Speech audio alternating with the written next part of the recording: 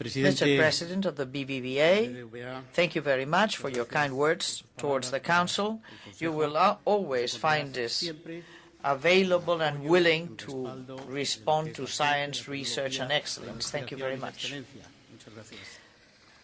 Secretary of State, President of the Foundation, BBVA, members of the jury, award winners, authorities, dear colleagues and friends, it is well known that the Greek gods tended to fall easily in love, particularly Apollo, and also the fact that in spite of being gods, they sometimes didn't achieve their passion with the person that they had chosen, and this happened to Apollo with Daphne, the nymph. To avoid the god satisfying his desire by catching her, she became a laurel bush, and when the god finally could embrace her, he found that he had simple branches of a tree in his arms. Making out of necessity virtue, the god decided that the branches of that nymph that had been metamorphosed into a tree, into a bush, was used from there on to form laureas or crowns of merit.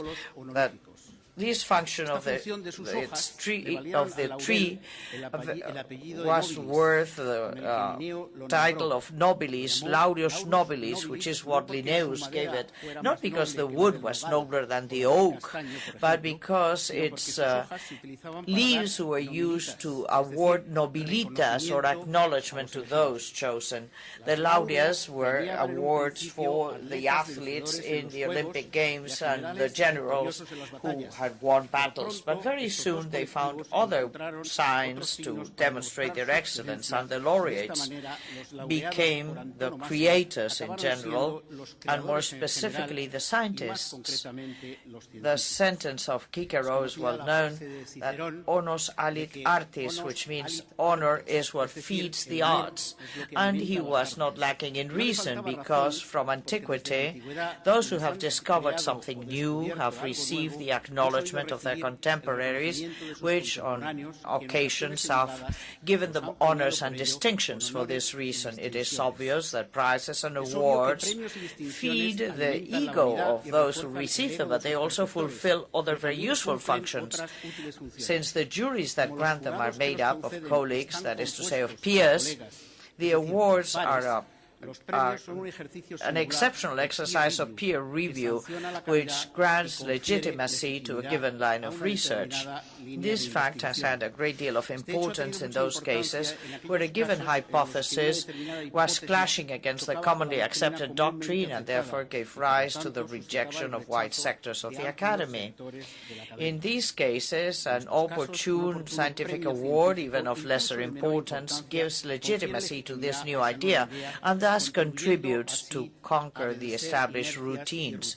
In any case, it happens that scientific activity and its main actors, the researchers, are those that receive multiple awards in such a way that nowadays there are no less than 30,000 scientific awards granted by states, regions, municipalities, academies, foundations, societies, institutions, or enterprises, and their number grows every year. So much so that to guide ourselves, we have annual reports, webs such as the Scientific Awards web, and in Spain there are about 250 awards for scientific creation. But the number continues to grow in spite of the crisis. It is obvious that not all awards have the same prestige, and they are not equally coveted.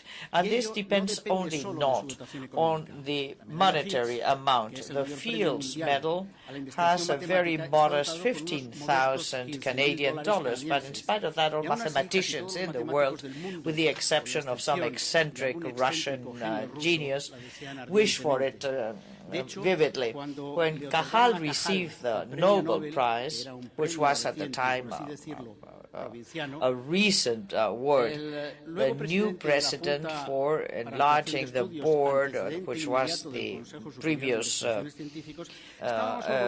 body, was more proud of the Helmholtz Award, the Helmholtz model, than of a Nobel Prize, and of the prizes to scientific research of talents from any anywhere in the world. The BBVA Foundation Awards have become an indisputable reference, and this is due to several factors, such as the good ear for those who propose the candidacy, the good work of the members of the jury, the fair play of the foundation that convenes them, and the ethos and the professionalism and rigor that surrounds the whole process. The result is always splendid, and the events for handing out these awards become a joyful occasion for enjoyment and a boost of optimism, which is so needed in the times we have now.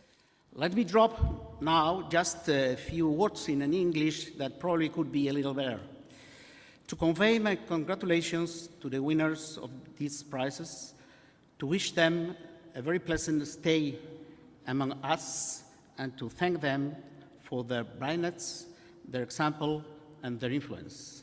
To all of you, thank you very much also for your kind presence and for the attention you have paid to my words. Thank you very much.